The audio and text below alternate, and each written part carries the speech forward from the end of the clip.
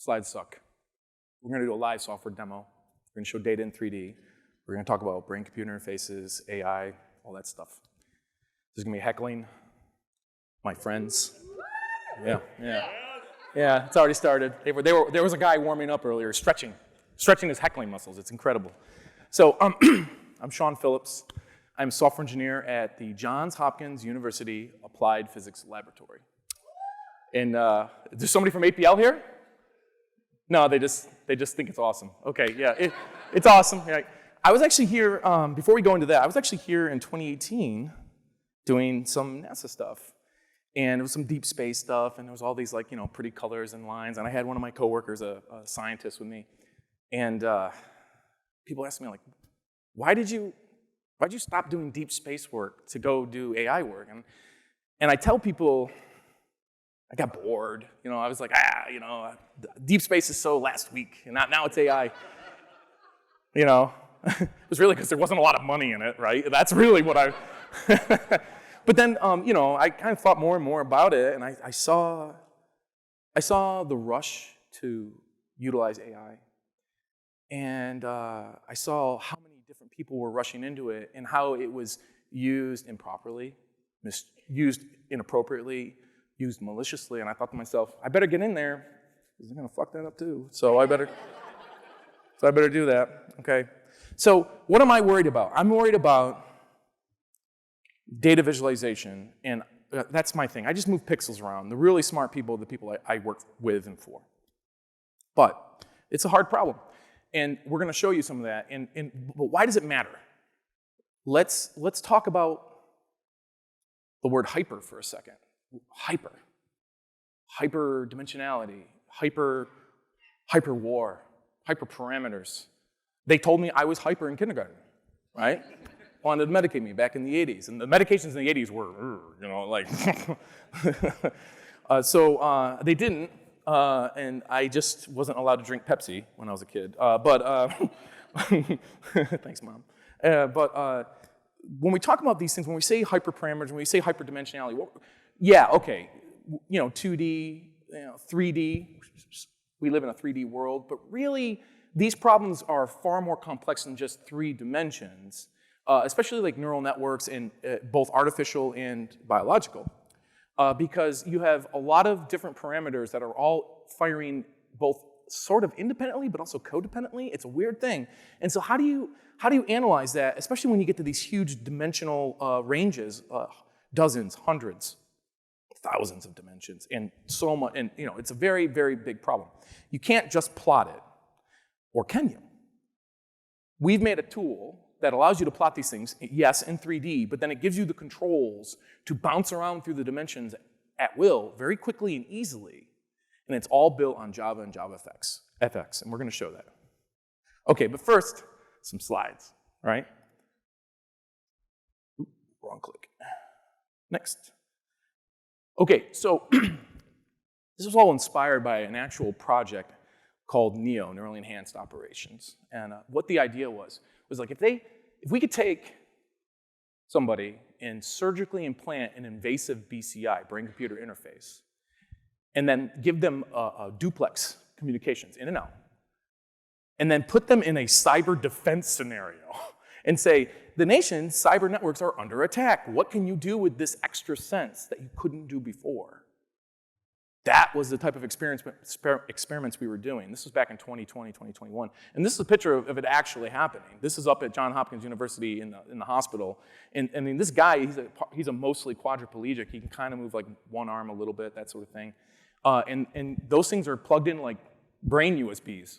And we were able to receive information from him and stimulate him. And I'm totally butchering this. It's so much more complex than this. So to the neuroscientists that see this, I'm sorry. But the reality was he's able to manipulate a custom visualization that we made in Java and JavaFX on the fly using his damn brain. This is incredible. Okay. This wasn't even classified. You don't even know. All right. So there was a problem, though. Who has seen the movie Pacific Rim? Yeah. I mean, there's sequels, right? But you get it, right? You got the 2 or sometimes 3 people, and they're in the cockpit, and they're all neurally linked, right? and they're synced up, and that's necessary because of some cockamamie reason that made sense in the movie, right? But what really was important was when they drifted away from each other for whatever reason, they got out of sync, and then everything fell apart and went to crap, right? Okay. That was happening. You see, what they had to do was train a decoder, like a model, if you will, like an AI model maybe. They didn't use artificial intelligence, they used a different process, but it's still a training system, to then decode the neural inputs coming from his brain. Here's a snapshot of some of them right here in these graphs. You've got 3 charts here, 1, 2, 3, left to right. It's the same neural gesture. In this case, it was a neural physical gesture where they're saying, okay, we want you to imagine and also initiate the physical effort to try to reach out and pinch and come back. So rest, pinch, back. And they would have them do this for like an hour and a half every morning, train their decoder on that, and then they would proceed to do all these experiments using the decoder. And then the next day it didn't work, and they have to do it all over again. Well, when you've got a guy who's the only person in the goddamn universe who's got this thing hooked up, and you only have him for a few hours a day, and you're spending half of that time just retraining your decoder, that's not good, right? But we weren't sure what was even going on. So we read some papers. I whipped up this visualization in JavaFX 3D, which basically captured that information, but as a state change trajectory over time. And so the red globs that you see are when he's at rest. And that kind of makes sense, like nothing's changing, right? And then the blue trajectories are when he initiates, comes to the point, and then comes back. And as you can see, they're kind of, you got these like loops that are kind of like, but they're all kind of the same shape. So really the reason that the decoders weren't working day to day was simply because day to day the shape was generally the same. The geometric shape was the same. It's just its location in subspace was kind of off. Maybe he had coffee that morning. Maybe he didn't.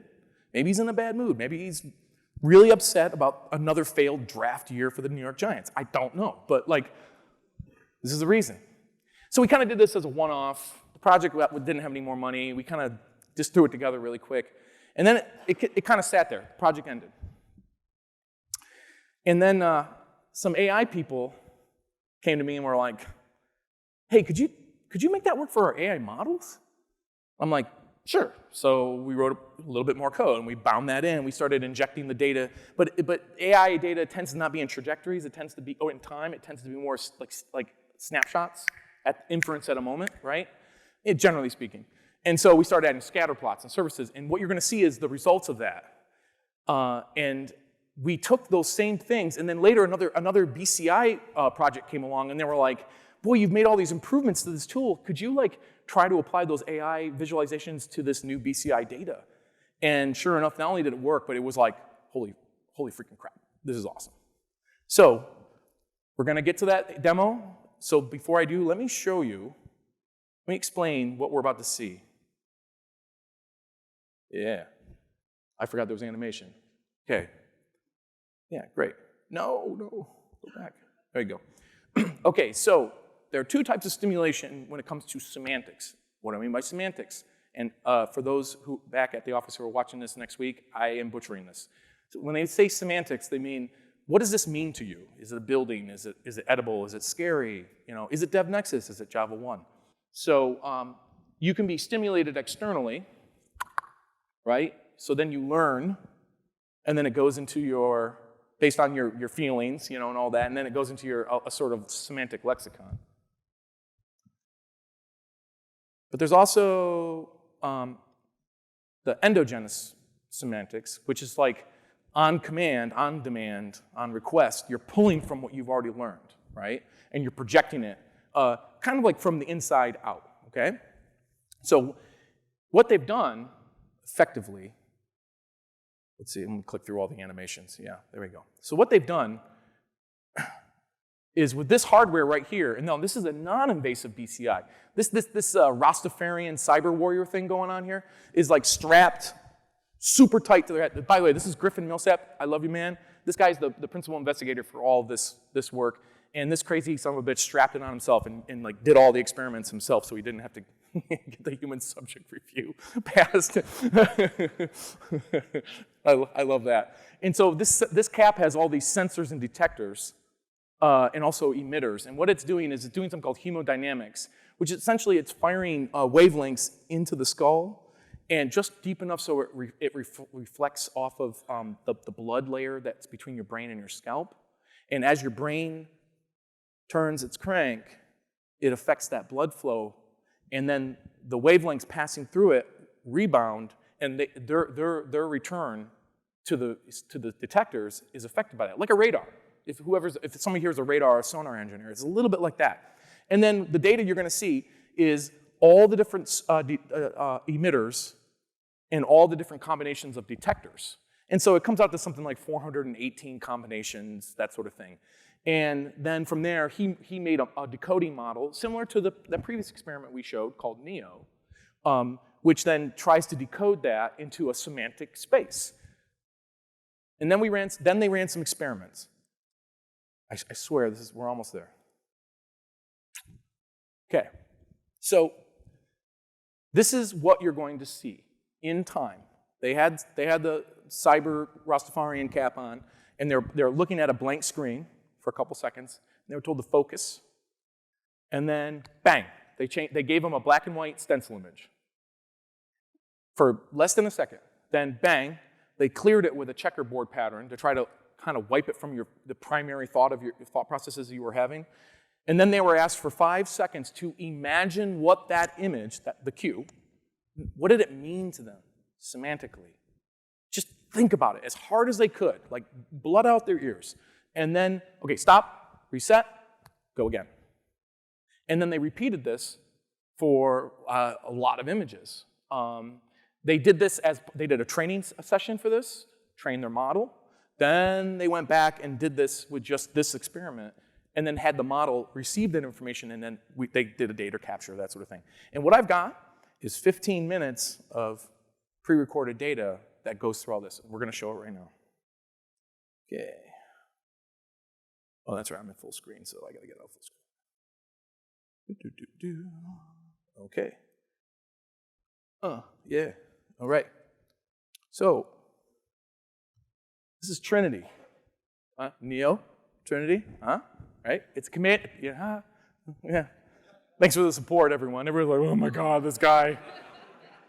Some guy's already leaving. Bye. It's cool. Yeah, I didn't just pour my heart and soul into this for 2 years. That's cool. Jesus Christ. I don't know why I come here. Okay, no, it's great. This is the best damn conference in the United States. Period. There's no doubt. I mean, it burns the candle at both ends. Devnexus is a magnifying glass for great stuff. Stuff that you're all doing, things you want to do. And it's like you're not going to see this ant. An ant is one of millions, but it does something very special, and it does it well, and you're never going to see it unless you put the magnifying glass on it. And of course, that's when it fucking gets scorched by the sun, right? And it like burns to a crisp. And that's what Devnexus does to you, actually. Is like it shows everybody how great you are, and then it fries you to a crisp. Where's Pratik? Have you seen him? My God, that man's going to die with all the hard work he's putting in. Okay, so yeah, it's got this retro wave theme, and it's animated, and I'll spare you all the things. But if anybody wants to come see this or talk and do QA, at 10 o'clock, we're going to the speakeasy. Okay, so inside Trinity are all these 3D tools. We have this 3D surface tool for unrolling data. This is just random data, don't get excited yet. We have a hyperspace view, which is a scatterplot view. We have some other tools. We have a projection system for doing dimension reduction. I'm going to get to that. So, without further ado, let me minimize this stuff so you can see what's going on. Oh, yeah, you know what?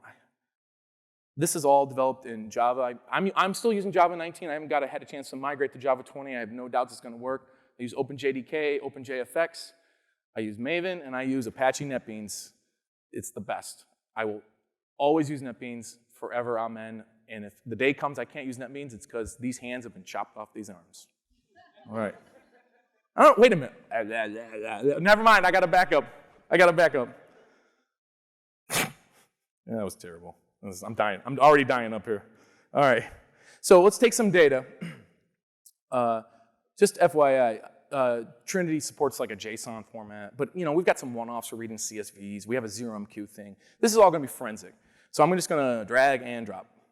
Ta-da. Okay, great. Okay, oh, can we kill the lights? I'm sorry. Help the people in the back see what the hell's going on. Bring it down.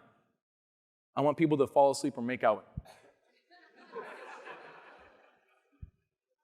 You think I'm kidding? That wasn't a joke. All right, I'll zoom in as well. Okay, great. So we've got all this data, and it's kind of like, okay, what are we looking at, right? You've got this like crazy holodeck cube thing and whatnot. So what we have is all the data in time, sampled in 15 minutes. And this data was taken here, this is the time stamp on it, August 6th, 2003, or April 6th, 2023, blah, blah, blah. And it's been organized into its feature vector widths, the hyperdimensions, of which in this data set there are 12. And it goes from 418 wide down to 12. Those 12 are semantics, such as, is it an animal? Is it a building? Is it off the screen? Is it a body part? Is what it is. Maybe take it out of full screen. No, we'll deal with it. So, okay, what are these dots, right? In the middle, you've got a scatter plot. It's just a scatter plot, but it's been colorized by the label of the data. So if I go over here, and I'm just going to randomly pick one, boink, click on it. It's a B. That's cute. It's cute, right? Okay, great. Now, what does that matter? This is the actual image that was on the screen when the user, strapped into the BCI. That's what they were presented at that moment in time. But then you're looking at it and you're kind of like, well, but it's just a glob of dumb data. Like, how am I supposed to, know what happens in time? We'll get to that. Promise. And furthermore, these semantic labels here, why those three? Yeah, you're not limited. That's the cool thing about this tool, and I want to emphasize. I know I'm a homer for Java, and this is a very, very friendly Java-friendly conference, but it's really true. I'm able to manage all the dimensions of data in a huge data set, and then instantaneously switch between combinations in the dimensional space and have it replot automatically. See, right now we're looking at 3, 4, 5. I'm just sliding through, but you can rearrange in any combination. And it's automatically rearranging based on the scatter based on the dimensions that you've selected. And then on the side walls, you're projecting the two-dimensional combinations. And so you can do this you can do this in a way that lets you look at the different combinations at will. And then you can play the data. The little fly-in thing there. This is a FXYZ 3D component right here, along with the scatterplot mesh, so we can do high-density data on the fly. This fly-in stuff is from LitFX. These are all open-source libraries that we use on this. I want to make sure people they know that the community is so important for rapid development. Okay, we're going to turn on the timeline. Maybe extend the tail a little bit. Okay, great. Okay, wonderful. And we'll kill that. And then we'll bring up, we will maybe hide the no event. These are all the different types of pictures, right? You can control the colors, that sort of thing. And one of the events is what they call a no event, meaning there's nothing on the screen. You're in between things right here, right? So we're going to turn those off. That definitely clears up a lot of the data, right? All the in-between space. So this also works in artificial intelligence, like when you have labeled data. Like let's say you have a drone, it's flying overhead, and it's like, I'm looking for tanks. There's a tank, or wait, is that a turtle? I don't know. And then like you get those labels, or you may say, well, turn off all the turtles or whatever, and then like it shows you nothing but what was labeled as a tank. Same thing, but this is pictures from the data. Yeah. Okay, and then we hit play. Okay, we'll make the point size a little bit smaller. See this little like brain worm here? It's traveling in time as the data occurred. And you can see it arcing through space. Sorry, subspace.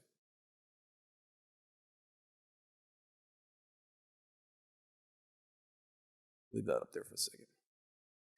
So let's see here. At some point, there you go. So you see in this timeline here, Garrett Grunwald, folks, he just decided to make this animated event timeline. It was like, really? Yeah, sure, I'll use it. So as we cross the threshold for each one of these items here, that indicates the time frame when, like in this case, screwdriver was on the screen. Okay, and you can speed this up. Let's say you want to see it fly through, and that's kind of whiz bang, right? Let's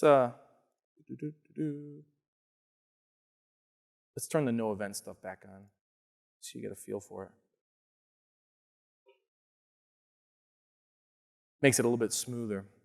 Now that's important. I'm going to go back. Let's see here. I've only really memorized this is a lot of data, right?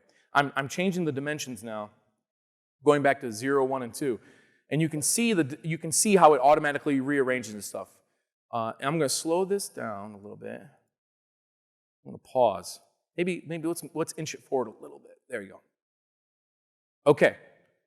What do we have up here? I did not plan this. I just kind of stopped it. We have a picture of a window. Well, okay. Is a window an animal? Class? Yeah, sort of, right? Drug addicts. So it's, which I'm not complaining about, by the way. Is it a body part? Not really, right? Is it a building? Well, it's not a building, but it's part of a building. So you can see why, let me see if I can slow it down even more. You can see how it kind of like started, by the way, this is the low end of the spectrum and this is the high end, believe it or not. Oh, I don't know why that's funny. So you can see it generally is moving away from the body part semantic. It doesn't really have an opinion on whether or not it's an animal, and it's kind of heading towards the positive end of is it a building spectrum or not, okay? Now, some of the people in the audience are like, well, that's not very accurate. Well, okay, go get your own brain-computer interface and you figure it out. But what we know, go on, do it, I'm waiting.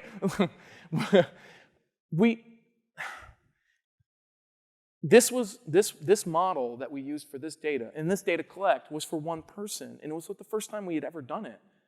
I believe it's the first time anybody's ever done an experiment exactly like this with this exact type of hardware. So nobody really knows what's right here. But what we do know is finally, we have a sort of measurement capability, a qualitative analysis tool, if you will, visually, which kind of gives us an indicator. It's like, well, if we would expect the model to say it's a building very positively, but it doesn't quite get very far on that spectrum, on that range, that tells us what? It tells us that maybe the model's not performing well. Maybe we need to retrain. Or maybe our training process is flawed, right? But here's the most important thing. We're just kind of what-ifing. Let's say you then turn around, and this is very common with actual artificial intelligence, machine learning models that get deployed. Like, machine learning guys are like, yeah, mine's 83% accurate. It's like, wow, 83. So in the other 17% where they dropped a bomb on some innocent person, like, yeah, right? Because that happens, right? So we would like that to not happen. So when the wrong things happen with AI models or any model that has to do some sort of decoding, you have to ask yourself, okay, what might have gone wrong? How do I know maybe that's the thing? How do I measure that? And how do I know if I make a change that I've made things better? And now we have that capability. And that's why this is so important. Switching gears. Same data set, same tool. But now we're going to look at the hypersurface. Okay. Yeah, right? This is the entire data set in time. Let me color one of the sides so it's a little bit smoother. What you have, let me turn on. See, I added all these features in the last 2 weeks and I kind of forgot them. So just, sorry. Let's see here. I'm going to turn on the data markers. So we're at this event in this time, right? And this is the dimension reduced data. This is all the inputs coming off of the cap. And you can see very clearly, let's increase this a couple times. You can see there's certainly some receivers. Remember the cap has all these signals being sent and then collected at different points. There's obviously a few movers and shakers. I mean, the emitters here are very clearly contributing throughout the timeline. So that either tells me very obviously that when it comes to semantic reasoning, those are critical. Or it could also mean that they're just firing nonstop like cokeheads, and so they don't know what's going on. So maybe what you might want to do is actually remove those. But it gives you a place to start. And this is just 418 parameters, dimensions, if you will. That invasive one, they have about 1,000. And it's only going to, the goal is to get more and more and more, because the more dimensions, the more neurons, the more inputs that you can get, the more accurate you can start to be. So that's why you create this tool, because it kind of gives you like a heads up as to where the stuff is. And then it's tied into the same event, timeline. We're currently on house, apparently. So I play that, and I'll just kick it up a notch here. You can see as we move through time, now you can see, this is the playhead, obviously, right? You guys aren't idiots, I don't think. And then, so we look at it like this. You can kind of get a feel for where you are in the data and what the magnitudes of the inputs were. Pause that for a second. I just got this to work, so we're trying the hover actions. There we go. So now what we're doing right here, I can't begin to tell you how much work this was to get this to work. So this is a 3D surface mesh. It's a surface plot mesh from FXYZ 3D, and I hot rodded it so every time you move the mouse, it detects what face it's on, and then it paints over the texture an actual crosshair at the exact point, and it calculates at each location the value that you're over, the max X value, the max Z value, et cetera. And it gives you kind of an idea of at this location what the precise data is, which is, I would think, is going to be important later, maybe? You'd think. We turn that off. Okay, and there's other features. And while this is playing, you can always go back to the hyperspace view, and it's acting independently. Same data, all synchronized, right? Bring up our little diddly-do here. Pull up a parameter radar. This is the actual, let's slow it down a scotch. Right, what you're looking at now this is a chart from Charts FX by Garrett Grunwald. There he is, right there. Yeah. Give people credit. Give them a reason to keep doing this, And so what you're seeing is all the different semantic dimensions. I know the people in the back aren't going to be able to see the labels. It's stuff like, is it a vehicle? Is it an animal? Is it a body part? Can you eat it? The answer should always be yes for that one. So always. If you put something in my hand, I will eat it. I guarantee you. I don't care what it is. That's dangerous. I know. I'm a man on the edge. So what you're seeing as it's animated is just showing all the different parameters simultaneously. So this right here is a hyperdimensional view, if you will. And this is useful in a compact manner to see the data from this perspective, right? But it's not the same as a three-dimensional scatter plot. It's not the same as a time order trajectory or a surface plot. And I think a big takeaway from this is when it comes to these complex modeling problems, especially with AI, hyperdimensional data, there is no one visualization tool that's going to make it work. Okay? You've got to use a bunch of tools in concert, but in order for that to work, they have to be very smooth, very interactive, and they have to be very obvious and easy and intuitive to switch between views and different configurations. And so Java and JavaFX were great for this. I mean, easy. Okay, how much time we have? Okay, we have about 20 minutes. That's enough time. Okay, I'm doing good. I'm going to pause this. Okay, this. Say goodbye this. Say goodbye. There you go. Okay, so now, straggler. Bam. See all the animation. So I think it was Dirk Lemmerman that he recommended, if you're going to make UIs, use animations and other things to draw people's attention to. I can't agree more. It was a very wise thing to say. I agree with that. Okay, we're going to clear all the labels. We are going to go now and change gears a little bit. Okay. I'm not going to go into presentation mode. Doesn't matter. So this tool, by the way, before we go to the next segment, is deployed. I mean, we put it on people's laptops, right? But it's actually deployed to these giant glass glass walls that we have in our visualization lab. And that's me. That's my son, Sean Alexander. He's 13 next month. And a bunch of people came in for Family Day, where everybody comes in, and we basically open the doors to sabotage. And so they got these glass walls, and they've got these projectors, and the glass walls are touch. You can see right through them. Like, there's a camera shot from the inside, but you can interact with them just with your fingers, and there's like LED projectors, and it's fancy. And it's the UI just was designed for it. So the dark colors and the contrasting text, the reason we did it like that was so that it would be displayed properly on these glass walls, actually. Not because we were trying to be hip. I'm already cool. No. My wife in the front row was like, no. All right, so in addition to brain-computer interface data, here's the funny thing. A really powerful tool used to do data analysis, it doesn't care. It doesn't care that it's BCI data versus AI model data. And that's actually critical. So you guys have heard of something called ChatGPT, right? OpenAI, that sort of stuff, the apocalypse type stuff. We're going to lose our jobs. I heard somebody made an entire conference from ChatGPT, So, sorry, Vince Pratik, this was the last one. Right here. We're all replaced. You're laughing? You're all been laid off. You just don't know it yet. All right?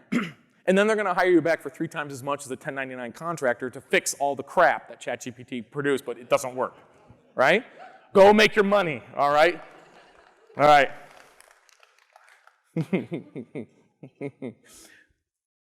But before that happens, we have this capability called Cobalt in our group at APL. And Cobalt, and I'm butchering it, I'm sorry, Cobalt leads, but essentially what it's doing is it's storing and indexing in an automated fashion just billions of documents. I mean, billions with a B, high billions of documents, images, text in databases, elastic type databases, but also as it pulls them in, scanning them using artificial intelligence models and doing all sorts of statistical correlations automatically, so that when somebody says, okay, there's some very obvious propaganda being put out by one of our adversaries, but we want to know where it's coming from and who's putting this out. How can we cross-reference this on all these other documents? Cobalt is the server that provides it. So that's a plug. But that's it. I had to plug it because what you're about to see is the results from something called CLIP. CLIP is a relatively new algorithm from OpenAI, the same people that brought the end of the world ChatGPT stuff, and DALL-E and all that, crud. Let's talk about ChatGPT for a second. Screw this. You know what I'm starting to see on people's resumes? They're a prompt engineer. A prompt engineer. Now, somebody in this audience is like, what in the hell is this guy talking about? And most of the people are like, yeah, that's BS. But let's talk about it. ChatGPT, you have to type something in, a prompt. And now people are saying that they're a prompt engineer. They're an expert at typing.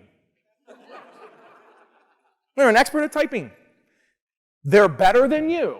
That's what they're saying, so pay them more. But what are they actually doing? They're sitting there typing something in that effectively could be the same thing you type in a Google search that's been around for 20 years, right? They're basically typing something in, and then there's a response, and they kind of type something else, and they respond to the response. They're having a conversation with themselves. That's it. That's really all they're doing. And by the way, they're trying to tell you that they're an expert at it, and that they should get paid for it. Well, I've been having conversations with myself for 25, 30 years. Hell, I think ever since I hit puberty, I think I've been doing that in the shower, so I'm a goddamn principal prompt engineer. What the hell? Don't put prompt engineer on your resume. If you do, I will find you in real life and punch you. Don't do it. Don't do it. I got nothing else going on, all right? All All right. So CLIP and OpenAI. So CLIP is a sort of like an algorithm, if you will, a machine learning-based algorithm, which associates statistically images with text and vice versa, and then it creates statistical projections in the same space.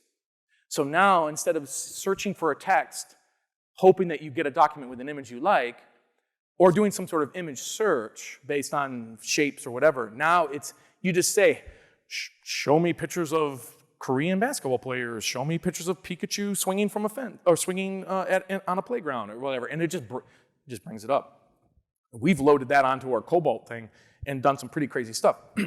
So the guys that are doing this stuff, they did that. Okay, so let's load that data in. What happens, right? Yeah, blah, blah, blah, slides. Okay, great. Doo-doo-doo. So there's some clip data, ka-chunk, and it's like, you want me to clear the queue? Yeah. Great. All right. Oh, let's hide. No, we don't need that. We don't need the hyper menu.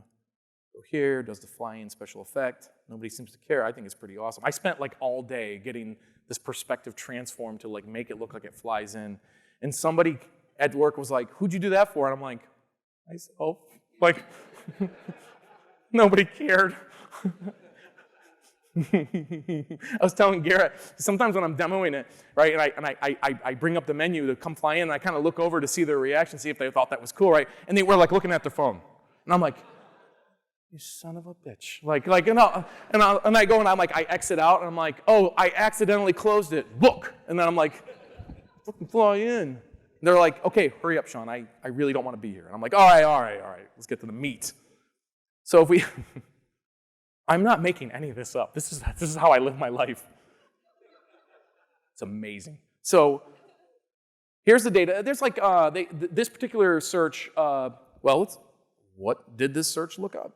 Let's find out. Okay. Oh, I forgot to word wrap this. Great. Okay, so this one was sailboats about something, Pikachu doing something, Korean military boats, Chinese basketball players. Okay. They literally just stood there at the prompt and said, okay, just come up with something. They have random thoughts popped in their heads. And there's some weird people I work with. But like they came up with this stuff, right? Now, why does this matter? Well, when you project that stuff into space, you get this type of clustering. And if you switch through the dimensions, it doesn't really provide you insight. Like you start to, like I'm switching really fast here.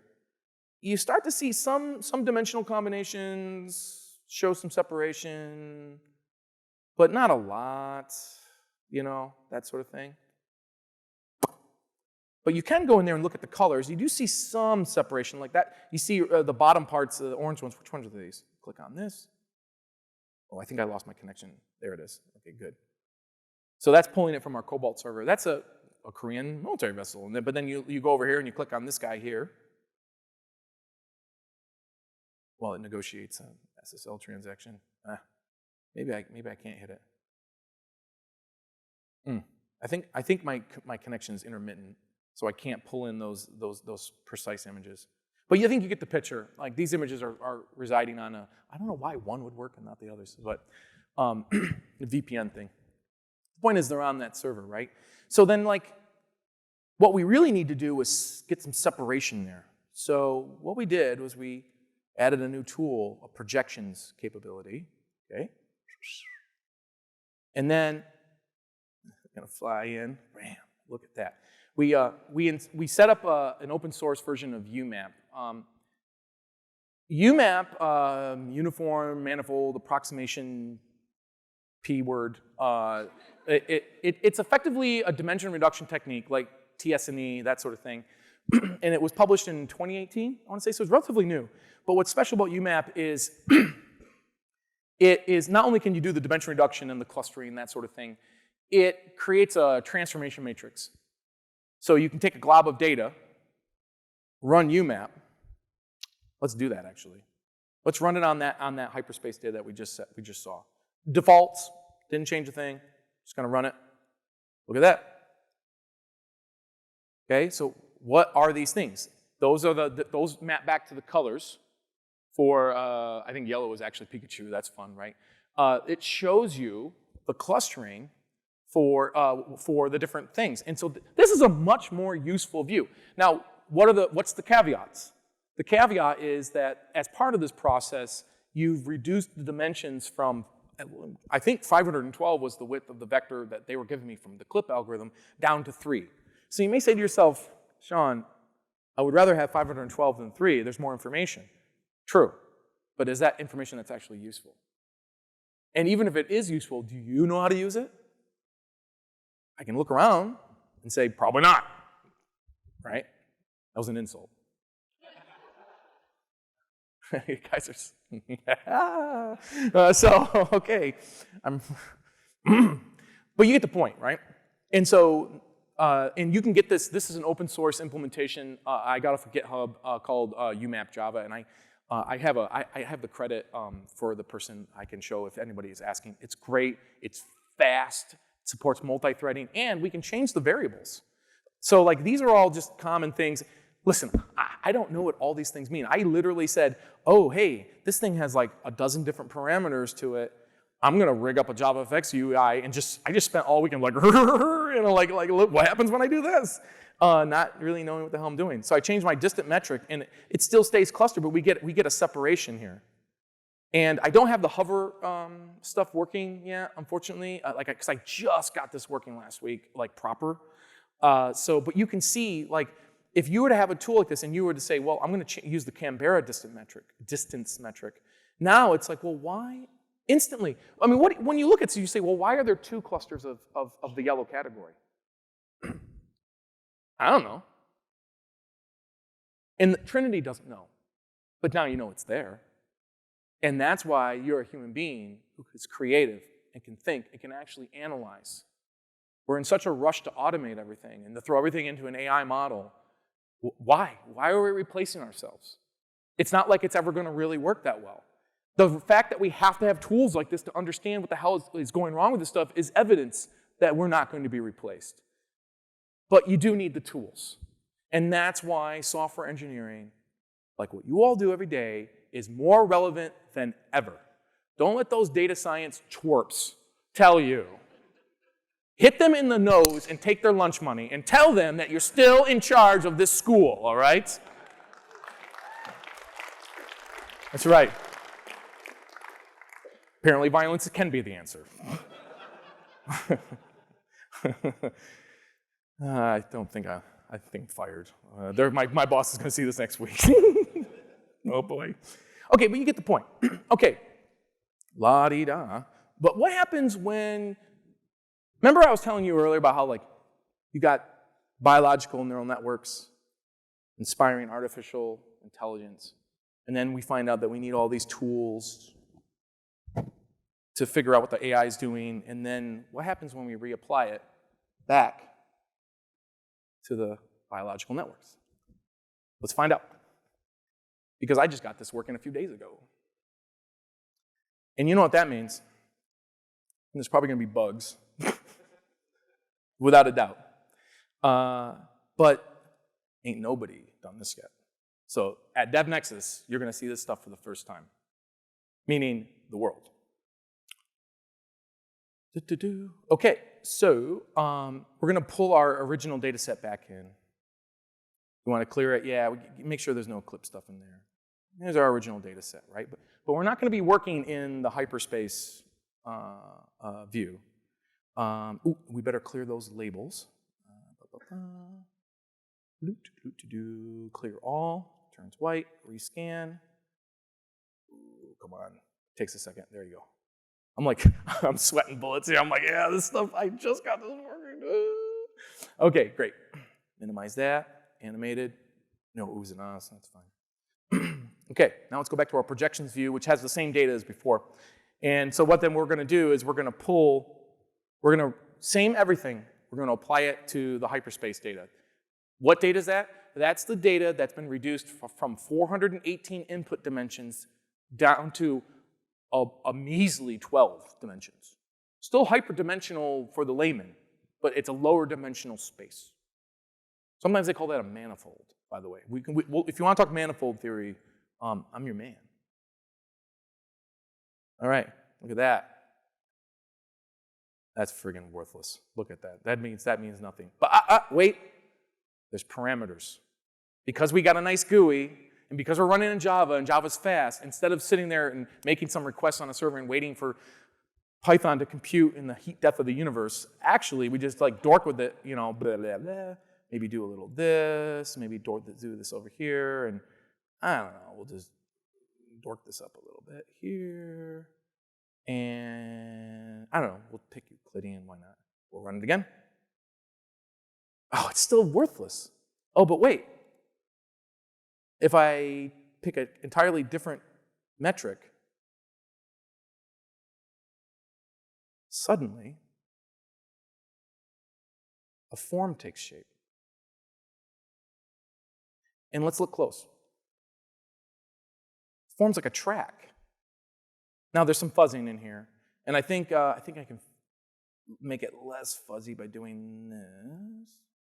Let's rerun it. Same data. Every time I hit run UMap, it just kind of recomputes it. Look at that. That's the same BCI information, okay? The semantic meaning, but we've run it through a clustering dimension reduction algorithm called UMap. I'm recapping. I don't have Alzheimer's yet. I remember saying this before. And the color coding is the same. So in this, when I rescan the labels, the colors shifted a little bit. But the point is, these long stretches of light cyan blue here, they're the no data section. And isn't that something? UMap was able to take data that was time ordered, but really all over the place, and it was able to cluster it in the way that UMap does the voodoo that it do, right? But it also somehow maintained the time ordering. So now we can look at the data in a reduced dimensional state, mostly ordered in time. And now we can look at it and say, well, what happened here? And what happened there? And why did it change direction in this way? And why is that change in direction why is there such an acceleration? Why didn't it change direction when it went through these, right? I don't know, because I just got the damn thing to work a few days ago, and I showed the neuroscience guy, and he was like, it's like, like, what is this? And I'm like, it's either the beginning or the end, I don't know, but like, we're gonna figure it out together. And then he was like, well, that was the semantic space stuff. What happens when you run the same thing on the neural input? So aka the hypersurface, right? The higher dimensional state. Oh, my GPU fan's really spinning. Yeah. So let's do that. So instead of pulling from the it says use hyperspace for you folks in the back. By the way, if you paid for this conference, you should be moving up. Like use the seats here. Jeez. What the hell? So, okay, yeah, right. So let's instead pull from the hypersurface, okay? And we're gonna run it. It's gonna take a couple extra seconds because it's like a lot more data that it's trying to process. Well, okay, the track did change, but we effectively got the same result. Does that mean we can skip the semantic reduction? I think so. I think we just figure out a way to go from the inputs directly to the answers, as long as we can figure out what the hell this even means. And you know, it's the soft heckle that gets me the most. You know, we could have people that are like, you stink, you suck, your hair is awful, which would be false. And then, but all I get is this,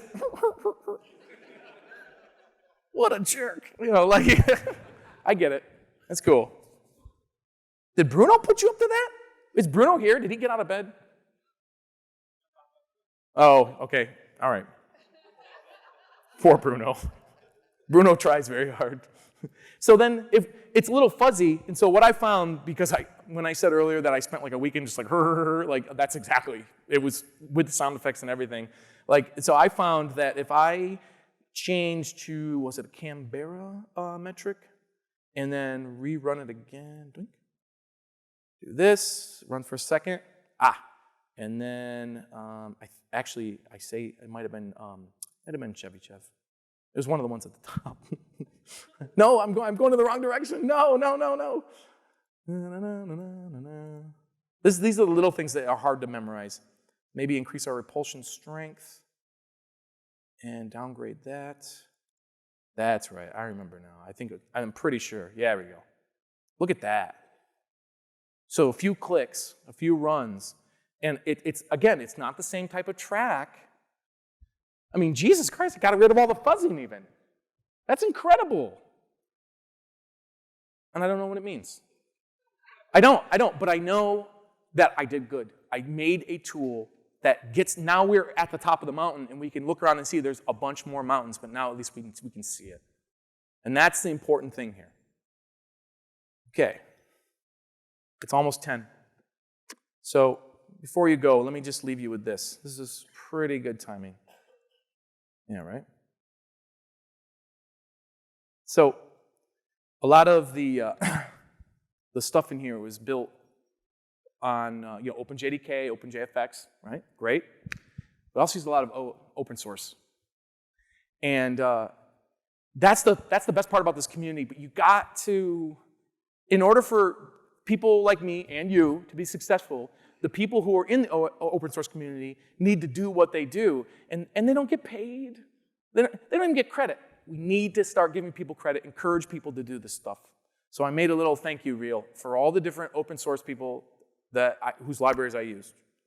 And with that, I want to say thank you for coming. I'll see you at the speakeasy, and we'll just let this rip.